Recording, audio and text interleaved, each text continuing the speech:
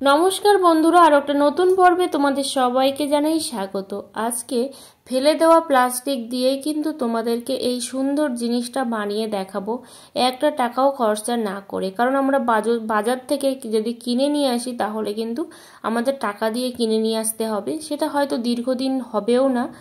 তো সেই টাকা পয়সা খরচা না করে বাড়িতে কিন্তু খুব সহজে আমি এভাবে এই যে ঝাড়ুটা কিন্তু বানাবো।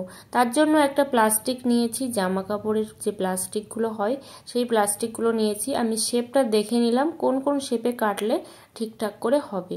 অবশ্যই তোমরা শেপটা কিন্তু প্রথমে এরকম ভাঁজ করে করে দেখে নেবে, আর কোনোটা ছোট কোনোটা বড় এরকম যেন না হয়, প্রত্যেকটা শেপ কিন্তু সেম যেন হয়। আর যেসব বন্ধুরা আমার চ্যানেলে নতুন, অবশ্যই চ্যানেলটা সাবস্ক্রাইব করে পাশে থেকো, অল নোটিফিকেশানটি অন করে দিও নিত্য নতুন ভিডিও পাওয়ার জন্য।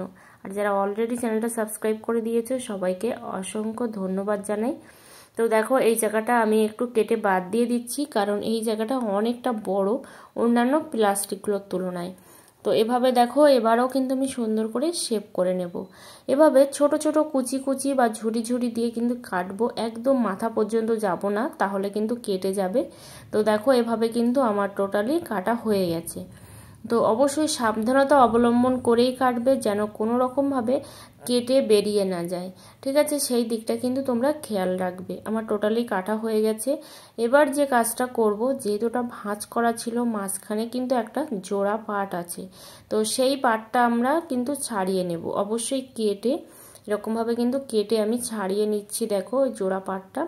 তারপর যে কাজটা আমি করব, আর দেখো খুব সাবধানে কিন্তু করবে, না হলে প্লাস্টিকটা কিন্তু ছিঁড়ে যাবে। এরকম একটা স্টিক আমি নিয়েছি, এখানে আমি কঞ্চির লাঠি নিয়েছি, তোমরা চাইলে যে কোনো স্টিক কিন্তু নিতে পারো। তো কোনভাবে দিলে সুবিধা হবে সেটা অবশ্যই তোমরা দেখে নেবে, নিয়ে তারপরে কিন্তু এভাবে আস্তে আস্তে কিন্তু রাউন্ড করতে থাকবে। আর দেখবে এলোমেলো যেন না হয়ে যায়, সেইভাবেই কিন্তু রাউন্ড দেবে, তবেই কিন্তু ভালো লাগবে দেখতে। আর বাজার থেকে কিনে আনতে গেলে কিন্তু আমাদের অনেক টাকাই খরচা হবে, সেই খরচা না করে তোমরা কিন্তু বাড়িতে এভাবে জিরো কস্টে এই জিনিসটা বানিয়ে ফেলতে পারো। খুব সুন্দর একটা জিনিস। তো দেখো এভাবে আমি কিন্তু খুব সুন্দর করে রাউন্ড করে নিচ্ছি, আর অবশ্যই কিন্তু খেয়াল রেখে তারপরে কাজ করবে। দেখো এভাবে কিন্তু আস্তে আস্তে আমি রাউন্ড করে নিয়েছি, এভাবে দেখো রাউন্ড করে নিয়েছি, যেন কেউ কারোর সঙ্গে জড়িয়ে না যায়, তাহলে কিন্তু ভালো হবে না আর দেখতেও ভালো লাগবে না। তো এবার আমি একটা সেলিটেপ দিয়ে দেবো, সেলিটেপ দিয়ে কিন্তু এখানে সিল করে দেব, যাতে করে খুলে না যায়। তো তোমরা চাইলে এখানে সুতো দিয়েও কিন্তু সিল করতে পারো, কিন্তু আমি সুতো দিয়ে করছি না, সেলিটেপ দিয়ে করলে অনেকটা কিন্তু শক্তপোক্ত হবে। প্রত্যেকটা পার্ট এরকমভাবে জুড়বে, আর প্রত্যেকটা জায়গায় কিন্তু তোমরা সেলোটেপ লাগাবে। তো দেখো কত সুন্দর একটা ঝাড়ু হয়ে গেছে। আর এই ঝাড়ু দিয়ে কিন্তু আমরা প্রত্যেকটা জায়গাতে ঝাড় দিতে পারি, আর সেটা কিভাবে ঝাড় দেবো অবশ্যই দেখাবো। দেখো এতটা অসাধারণ হয়েছে শুধুমাত্র একটা প্লাস্টিক দিয়ে। তোমরা এভাবে কিন্তু একটা মাত্র প্লাস্টিক দিয়ে এভাবে একটু বুদ্ধি খাটিয়ে জিনিসটা কিন্তু তোমরা তৈরি করে নিতে পারবে। দেখো সুন্দর করে কিন্তু আমার রেডি হয়ে গেছে ঝাড়ুটা। এবার চলো এই ঝাড়ুটা কোন কাজে লাগাবো সেটাই তোমাদেরকে দেখাবো।